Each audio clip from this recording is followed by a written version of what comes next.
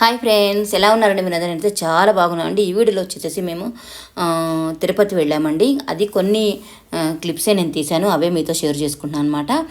అలానే ఇంకా వసంత పంచమి రోజు, రథసప్తమి రోజు నేను చేసుకున్న పూజ మీతో షేర్ చేసుకుంటున్నానండి. ఇక్కడ వచ్చేసి మేము ఎర్లీ మార్నింగ్ అంటే 6-5కి మాకు ట్రైన్ ఉందండి. వందే భారత్ బుక్ చేసుకున్నాం అనమాట. అయితే ఇంకా మార్నింగ్ 5 o'clock నుంచి మేము క్యాబ్ బుక్ చేసుకొని బయలుదేరి వెళ్ళామండి. కరెక్ట్ 6:05కి వచ్చిందనమాట ట్రైను. 6:10 కల్లా బయలుదేరింది. అయితే ఇంకా వందే భారత్కి వెళ్ళామండి. అంటే ఈసారి ఇట్లా బుక్ చేసుకొని వెళ్దాం అని వెళ్ళామన్నమాట. అయితే ఒక్కొక్కరికి టికెట్ వచ్చేసేసి 1400 పడిందండి. మేము 5 మెంబర్స్ బుక్ చేసుకున్నాము.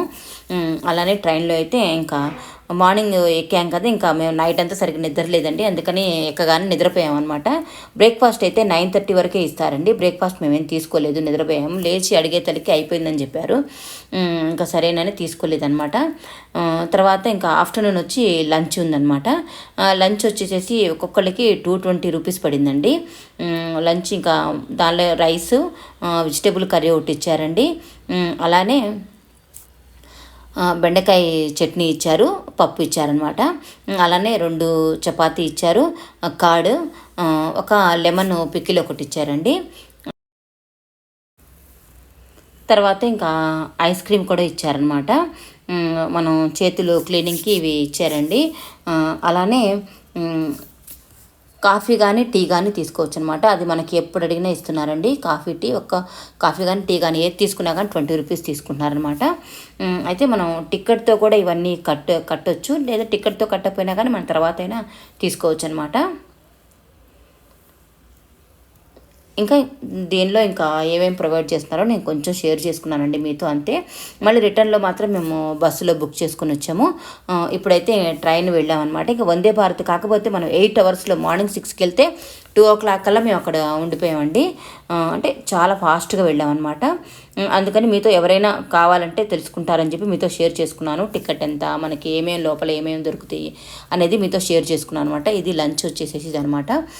అయితే ఇంకా అక్కడ తిరుపతిలో దిగినాక ఇంకా ఎదురుగానే మనకి బస్సు ఉంటుందండి పైన కొండపైకి వెళ్ళటానికి.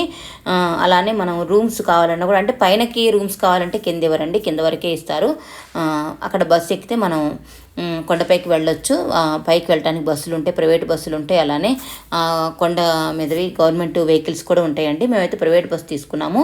మేము రానుబోను తీసుకున్నామండి. 830 రూపీస్ పడిందండి. మేము 5 మెంబర్స్కి మళ్ళీ పోవడానికి మళ్ళీ రావడానికి. మేము సోమవారం తీసుకుంటే సోమ, మంగళ, బుధ, గురువారం వరకు ఆ టికెట్ పనిచేస్తుంట. మనకి వెళ్ళడానికి టికెట్ ఇచ్చారు, రావడానికి టికెట్ ఇచ్చారనమాట. వెళ్ళేటప్పుడేమో అది సగం కట్ చేసుకున్నారు, ఇంకా మిగిలిన సగం మనకి ఇస్తారండి. అది జాగ్రత్త పెట్టుకోవాలి.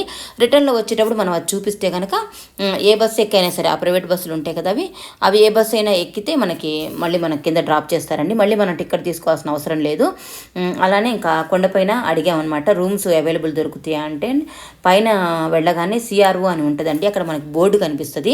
ఆ సిఆర్ఓ దగ్గర దిగితే కనుక లోపలికి వెళితే అక్కడ రూమ్స్ అవైలబుల్ ఉన్నాయన్నమాట. దానికి రూమ్స్కి మనం ఆధార్ కార్డు చూపించాలి. 1000 రూపీస్ ఉన్నవి, అలానే 100 రూపీస్ ఉన్నాయన్నమాట. 100 రూపీస్ అన్నారు కానీ మా దగ్గర అయితే 50 రూపీసే తీసుకున్నారు. రూమ్స్ కూడా చాలా బాగున్నాయండి. మాకు 1000 రూపీస్ అయితే దొరకలేదు. సరే 100 రూపీస్ అయినా ఓకే అని చెప్పి తీసుకున్నాము. మన దగ్గర అయితే ముందు 550 కట్టించుకుంటారు. అయితే 50 రూపీస్ రూమ్కి, తర్వాత 500 మనకి రిటర్న్ మనకి పడతాయండి. మాకైతే రిటర్న్ కూడా 500 వచ్చేసినాయి, ఓన్లీ 50 రూపీసే తీసుకున్నారు. అప్పుడైతే 550 కట్టామన్నమాట. కాకపోతే మనకి టైం పట్టింది రూము. మేము 5కి తీసుకుంటే మాకు 8కి వచ్చిందండి రూము. మనం 4 అవర్స్ అయితే అక్కడ మేము వెయిట్ చేసామన్నమాట బయట.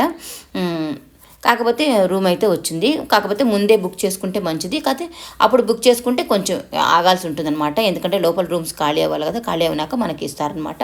4 అవర్స్కి మాకు 8 కల్లా రూమ్ దొరికిందండి. ఇంకా 8 కల్లా మేము కనుక్కొని రూమ్స్ దగ్గరికి వెళ్ళామన్నమాట. అక్కడ మనం వెళ్తే వాళ్ళు అది మనం బుక్ చేసుకున్నది మనకి ఫోన్లో వస్తుంది, మెసేజ్ వస్తుంది. అలానే మనం అక్కడ వాళ్ళు స్లిప్ ఇస్తారా, తీసుకొని వెళ్ళి వాళ్ళకి చూపిస్తే కనుక మనకు రూము ఏ నెంబర్ రూమ్ వచ్చింది అనేది మనకి చెప్తారు. ఆ నెంబర్ రూము మనం వెళ్ళొచ్చు అనమాట. మాకు ఒక రూము, బాత్రూమ్ కూడా మంచిగా ఉందండి రూము. కానీ 50 రూపీసే తీసుకున్నారు. ఈరోజు మనం ఏ టయానికి మనం వెళ్ళామో నెక్స్ట్ డే ఆ టయానికి మనం ఖాళీ చేయాల్సి ఉంటుందన్నమాట. అంటే మనం తీసుకునే దాన్ని బట్టి 1 డేనా 2 డేస్ అట్లా మనం తీసుకునే దాన్ని బట్టి ఉంటుందన్నమాట. అయితే ఇంకా మేము అట్లా తీసుకున్నాము. ఇంకా రూమ్కి వెళ్ళగానే మేము స్నానాలు అవన్నీ చేసుకొని వెంటనే మేము దర్శనానికి వెళ్ళామండి. స్నానాలు అవి చేసుకొని ఇంకా నైట్ టిఫిన్ చేసుకొని ఇంకా వెళ్ళామన్నమాట. 12:30కి మేము లోపలికి వెళ్ళాము. మేము లోపలికి వెళ్ళి రూమ్స్లో కూర్చునే తల్లికి 1 అయిందండి. 1కి అయితే ఇంకా లోపల రూమ్స్లో కూర్చున్నాము. మళ్ళీ 3:30కి మళ్ళీ లాక్ ఓపెన్ చేసి పంపించారనమాట. 3:30కి మేము వెళ్తే మాకు 5 కల్లా దర్శనం అయిందండి. మార్నింగ్ 5 కల్లా దర్శనం చేసుకున్నాము. 6 కల్లా మళ్ళీ రూమ్కి వచ్చేసాం అనమాట. 6 కల్లా రూమ్కి వచ్చేసి ఇంకా అప్పుడు కొంచెం సేపు మేము పండుకున్నామండి. పండుకొని మళ్ళీ 12:30, 1 కల్లా లేచామన్నమాట. లేచి మళ్ళీ స్నానాలు అవి చేసుకొని మళ్ళీ ఇంకా బయలుదేరి కిందకు వచ్చేసాం అనమాట. మళ్ళీ బస్సు టికెట్ తీసుకున్నాం కదా, అదే బస్సులో కిందకు వచ్చేసేసి మళ్ళీ కొంచెం లైట్గా డిన్నర్ చేసుకొని బస్సు ఎక్కేసి వచ్చామండి. బస్సు రిటర్న్లో అప్పుడే బుక్ చేసుకున్నాం అనమాట. బస్సు కూడా బస్సుకు వచ్చేసి మాకు 1200 పడిందండి ఒక్కొక్కళ్ళకి. ట్రైన్ అయితే 1400 పడింది. ఇంకా బస్సు అయితే ఈవినింగ్ మేము 6:30కి ఎక్కామండి. 6:30కి ఎక్కితే మార్నింగ్ 8 o'clockకి మాకు దించారనమాట. అంటే బెర్తులు ఉన్నది బుక్ చేసుకున్నాము. ఇంకా నైట్ బెర్త్ ఉంటే ఇక మనకి పడుకోవడానికి అవైలబుల్ ఉంటుంది కాబట్టి మంచిగా అని చెప్పి అంటే పైన బెర్తులు ఇచ్చారనమాట. ఒకటి నేనైతే నాకు అడిగితే ఒకళ్ళు కింద ఇచ్చారండి. కింద అట్లా పండుకున్నాను అనమాట. ఇంకా నైట్ అంతా బెర్తుల మీద ఎవరికి వాళ్ళు పండుకున్నాము. ఇంకా అందరూ మార్నింగ్ కల్లా హైదరాబాద్లో ఉన్నామండి. అయితే ఒక్కొక్కరికి 1200 పడింది అనమాట. ఇంతే అండి. నాకు తెలిసిన సమాచారం ఎవరికైనా యూజ్ అవుతుందని షేర్ చేశాను అనమాట. రేట్స్తో సహా షేర్ చేశానండి. ఎంత అవుతుంది ఏంది అనేది చెప్పాను. కాకపోతే రూమ్స్ మాత్రం ఇలా తీసుకోండి. మనకి రూమ్స్కి ఎక్కువ ఖర్చు పడుతుంది అనమాట. ఎందుకంటే మనం 1 day 2 days స్టే చేస్తాం కాబట్టి మనం పైగా రూమ్లో కూడా ఏమి ఉండవండి. మనం దర్శనానికి వెళ్తాం, బయటికి అంతా చూడటానికి వెళ్తాం కాబట్టి మనం రూమ్స్లో ఏమి ఉండము. కాకపోతే స్నానాలకి ఒకవేళ రెస్ట్ తీసుకోవడానికి మనకు రూమ్స్ కాబట్టి ఇంక ఇట్లా తీసుకుంటే మనకి మనీ సేవ్ అవుతాయి అని చెప్పి నేను షేర్ చేశాను అనమాట. అంతే. మేము సర్వదర్శనానికే వెళ్ళామండి. టోకెన్ ఏం బుక్ చేసుకోలేదు. సర్వదర్శనం చాలా మంచిగా పంపించారు. చాలా తొందరగా దర్శనం అయిందనమాట. ఈసారి చాలా బాగా అయిందండి. అందుకని నేను మీతో షేర్ చేసుకున్నాను. 1 dayలోనే మేము దర్శనం చేసుకొని మళ్ళీ నెక్స్ట్ డేనే రిటర్న్ వచ్చేసాం అనమాట. ఇంతే అండి. ఇంకా తర్వాత తిరుపతి ఇంకా అంటే నేను పైనకి వెళ్ళినాక ఏం తీయలేదు. ఇంకా అక్కడే ఫోన్స్ పెట్టేసేసి మేము లోపలికి వెళ్ళామన్నమాట. దర్శనం చేసేసుకొని వచ్చేసాము. ఇంకా నేను ఏం షూట్ చేయలేదండి. ఇంకా కొండపైకి వెళ్ళేటప్పుడు అలా కొంచెం తీశాను. అదే మీతో షేర్ చేసుకున్నానండి. తర్వాత ఇంకా వసంత పంచమి రోజు నేను పూజ చేసుకున్నాను. అదే మీతో షేర్ చేసుకున్నాను అనమాట. ఆ రోజే దేవుడి సామాన్లన్నీ క్లీన్ చేసుకొని పెట్టుకున్నానండి. పంచమి రోజే మంచిగా పూజ చేసుకున్నాను. మాఘమాసంలో వచ్చే శుక్లపక్ష పంచమి వసంత పంచమిగా బాసిల్లుతుంది. సరస్వతీదేవి సకల విద్యలకు అధిష్టాన దేవతగా అవతరించిన రోజు ఇది.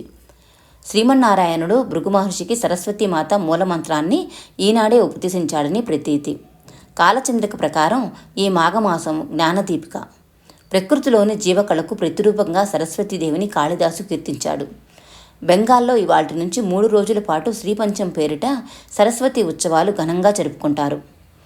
సర అనే శబ్దానికి కాంతి, జ్ఞానం అనే అర్థాలు ఉన్నాయి. అక్షరానికి, ప్రకృతి, జ్ఞానానికి సరస్వతి మాత ఆకృతి. సరస్వతి రూపం అహింసకు ప్రతిరూపం. ఆమె ధరించే తెల్లటి వస్త్రాలు శాంతికి చిహ్నాలు, ఆయుధాలు కాకుండా జ్ఞానాన్ని పెంపొందించే పుస్తకాన్ని పట్టుకొని ఉండటం భారతీ ప్రత్యేకత. సకల విద్యా అనుగ్రహ ప్రదాయిని వాగ్దేవి. మనిషి స్వచ్ఛమైన నిర్మలమైన హృదయంతో బాసిల్లడానికి తోడ్పడే విద్యను ఆమె ప్రసాదిస్తుంది. సరస్వతి నది అంతర్వాహినిగా ప్రవహిస్తుంది. లోతుగా విశ్లేషిస్తే జ్ఞానం, విజ్ఞానం మనిషిలో అంతర్లీనంగా ఉండాలే కానీ బాహ్య ఆర్భాటాల కోసం ప్రదర్శించకూడదని సందేశం మానవాళికి ఇస్తుంది. యాదేవి సర్వభూతేషు బుద్ధిరూపేణ సంస్థిత అంటూ చండీ సప్తసతి సరస్వతీమాత సర్వశక్తులకు అభివర్ణిస్తుంది. బ్రహ్మ, విష్ణు, మహేశ్వరులు తమ స్వాధీనంలో ఉన్న సర్వకళలు, శక్తుల్ని అన్నిటినీ ఈ వసంత పంచమి నాడే ఆమెకు అనుగ్రహించారని బ్రహ్మ వైవర్త పురాణం తెలియజేస్తుంది. వేదవ్యాసుల వారు గోదావరి తీరంలో సరస్వతీమాతను ఇసుకతో ప్రతిష్ఠించి అర్చన చేశారు. వ్యాస మహర్షి వల్ల ఆవిర్భవించిన క్షేత్రం వ్యాసర కాలక్రమంలో బాసరగా ప్రసిద్ధిగాంచింది. శ్రీపంచమి రోజున సరస్వతి ఆరాధన ఎంతో ప్రాధాన్యాన్ని సంతరించుకుంది. ఆ రోజు పిల్లలకు అక్షరాభ్యాసం చేస్తే వారికి సరస్వతీ కటాక్షం విశేషంగా లభిస్తుందని భక్తుల విశ్వాసం. జ్ఞానానికి అధిష్టాన దేవత అయిన సరస్వతీదేవిని ఈ పంచమి నాడు శక్తి కొలది పూజించి ఆమె అనుగ్రహాన్ని సంపూర్ణంగా పొందాలనేది భక్తుల ఆకాంక్ష. ఇలా పంచమి రోజు అన్నీ క్లీన్ చేసుకొని అమ్మ సరస్వతి మాతకి అష్టోత్తరం చదువుకొని పూజ చేసుకున్నానండి. ఇంకా తర్వాత వచ్చేసేసి నెక్స్ట్ డేనే రథసప్తమి ఉంది కదా మనకి, రథసప్తమి కూడా నేను సూర్యభగవానుడికి పూజ చేసుకున్నానండి. ఆయన అంటే గమనం, దారి, సూర్యుడు నడిచే దారి. 12 నెలల సంవత్సరాన్ని 2 ఆయనాలుగా విభజించారు. ఒకటి దక్షిణాయనం, రెండోది ఉత్తరాయణం. మానవాళికి సూర్యుడు కనిపించేది పగలు, కనిపించనిది రాత్రి. దేవతల విషయానికి వస్తే 6 నెలలు దక్షిణాయనం, మరో 6 నెలలు ఉత్తరాయణం. దక్షిణాయనం అంటే నిండా చీకటి అలుముకున్న సమయం. మాఘశుద్ధ సప్తమి నాటి శుభోదయంతో ఉత్తరాయణం మొదలవుతుంది. ఈ రోజునే సూర్య జయంతి, రథసప్తమి అంటారు. సూర్యుడికి కాశ్యపేయుడు, ఆదిత్యుడు అని పేర్లు. కశ్యపునికి దితి, అదితి అని 2 భార్యలు. అదితి కుమారుడు కాబట్టి ఆదిత్యుడు అయ్యాడు. ఇవి కాక భాస్కరుడు, భానుడు, రవి లాంటి పేర్లు ఎన్నో ఉన్నాయి. సూర్యరథానికి 7 గుర్రాలు. అందుకే సప్తాశ్వ రథమారూఢుడు అని అన్నారు. సూర్యుడు లోకాన్ని తిలకించే నారాయణస్వామి నేత్రం, అంటే సాక్షాత్తు భగవంతుడే. సూర్యగమనానికి ఉపయోగపడే అశ్వాలు 7: గాయత్రి, బృహతి, ఉష్టిక్, జగతి, త్రిష్టుక్, అనుష్టుక్, పంక్తి. 7 లోకాలలో జీవులకు 7 రకాల రోగాలను తొలగించే ఆరోగ్య ప్రదాత భానుడు. అవి మన అరిషడ్వర్గాల వల్ల వచ్చేవే కావు.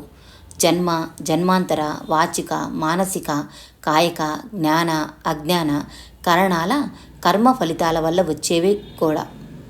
రావణుడితో భీకర పోరులో అలసిపోయిన రాముణ్ణి చూసి దేవతలు కలవరపడ్డారు. అప్పుడు అగస్త్య మహర్షి ప్రత్యక్షమై ఆదిత్య హృదయం గుర్తు చేసినట్లు వాల్మీకి యుద్ధకాండలో ఉంది. ఆదిత్య హృదయం పవిత్రమైంది, సర్వశత్రు వినాశకరమైంది, అక్షయమైంది, పరమౌషధ తుల్యమైంది అంటారాయన.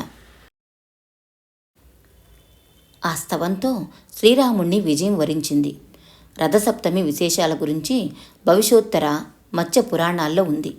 ధర్మరాజుకు శ్రీకృష్ణుడు రథసప్తమి విశేషాలు చెబుతాడు. ధర్మరాజుకు లభించిన అక్షయ పాత్ర ప్రసాదమే. రథసప్తమి విశిష్టోత్సవం. తెల్లారగానే లేచి ఇంటి ముందు రథం ముగ్గు వేస్తారు. తలస్నానం చేసి శుచిగా పూజా ద్రవ్యాలు సేకరించి పాలు పొంగించి క్షీరాన్నం నైవేద్యంగా పెడతారు. స్నానం చేసేటప్పుడు 7 అర్కపత్రాలను నెత్తిన పెట్టుకుంటారు.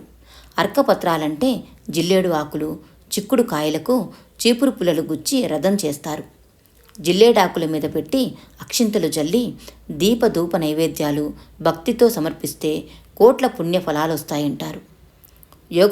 యోగాసనాల్లో సూర్య నమస్కారాలకు ఎంతో ప్రాధాన్యం ఉంది. లేత ఎండలో కూర్చోవడం, ఉదయించే సూర్యుడిని చూడటం ఆరోగ్యానికి మంచిది. సూర్యుడు కర్మసాక్షి. కోణార్కులోని సూర్య దేవాలయంలో, శ్రీకాకుళంలోని అరసవల్లిలో, తిరుమలలో రథసప్తమి ఉత్సవాలు ఘనంగా జరుగుతాయి. ఇలా రథసప్తమి రోజు పూజ చేసుకున్నానండి. రథం ముగ్గు వేసుకొని సూర్యభగవానుడికి పొంగలి సమర్పిస్తాము. కానీ దానిలో నెయ్యి, బెల్లం, పాలు మాత్రమే పోసి మనం పొంగల్ తయారు చేయాలి. ఆయనకి జీడిపప్పులు కానీ ఇవన్నీ ఏం వేయకూడదండి. ఉట్టి బెల్లం, నెయ్యి, పాలతోనే 3 గుప్పెళ్ళు బియ్యం వేసుకొని చేసుకోవాలి. ఇలా ఆ రోజు ఇంకా ఒక పీట పైన రథం ముగ్గు వేసుకొని తులసి చెట్టు దగ్గర రథం ముగ్గు వేసుకొని చిక్కుడుగాయలతో రథం తయారు చేసుకొని ధూపం పెట్టుకొని పూజ చేసుకున్నానండి. ఆదిత్య హృదయం చదువుకున్నాను.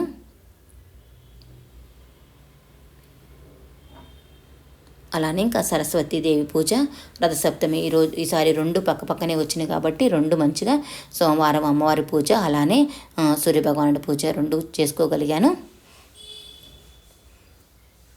అలానే పళ్ళు ఏమైనా ఉంటే మనం సమర్పించుకోవచ్చండి. పొంగలి మాత్రం ముఖ్యం. మనం ఆవు పిడకలతో వాటితో చేయాలి. కానీ మనం గొబ్బెళ్ళు పెడతాం కదా సంక్రాంతికి, ఆ గొబ్బెళ్ళే మనం ఆవు పిడకలుగా తయారు చేసుకొని ఊర్లలో అయితే ఆ పిడకలతోనే పొంగలి వండుతారండి. ఇట్లా సూర్యభగవానుడు సాక్షిగా ఎండలో పిడకలతోనే పొంగలి వండి అలానే పూజ చేసుకుంటారు. కానీ ఇక్కడ ఈ సిటీస్లో మనకి ఇదంతా అవైలబుల్ లేదు కాబట్టి నేను నాకు చేతనైనంత, నాకు వీలైనంత నేను చేసుకున్నానండి. కాకపోతే ఆయనకి మనస్ఫూర్తిగా చేసుకొని దండం పెట్టుకున్నాను అంతే. అన్నీ మనకు కుదరవు కదా, నాకు కుదిరినంత వరకు నేను చేసుకున్నానండి. పొంగల్ సమర్పించటం అర్ఘ్యం, ముఖ్యంగా అయితే అర్ఘ్యం ప్రధానం అండి. కొందరు ప్రతిరోజు పొద్దున్నే స్నానం ఆచరించాక సూర్యభగవానుడికి అర్ఘ్యం సమర్పిస్తుంటారండి. ఏదైనా పాత్ర నిండా నీటిని తీసుకొని సూర్యుడు ఎదురుగా నిల్చొని ధారలా వదులుతారు. అనాదిగా పాటిస్తున్న ఈ సాంప్రదాయం వెనుక ఆరోగ్య రహస్యాలు ఎన్నో దాగి ఉన్నాయండి. ఇలా అర్ఘ్యం సమర్పిస్తున్నప్పుడు ఆ నీటి ద్వారా సూర్యుడి లేలేత కిరణాలు మన కళ్ళతో పాటు శరీరం పైన పడతాయి. తద్వారా కంటి చూపు మెరుగవుతుందంట. అర్ఘ్యం సమర్పిస్తూ కాసేపు అయినా సూర్యుడు ఎదురుగా నిల్చోవటం వల్ల శరీరానికి విటమిన్ డి సమృద్ధిగా అందుతుంది.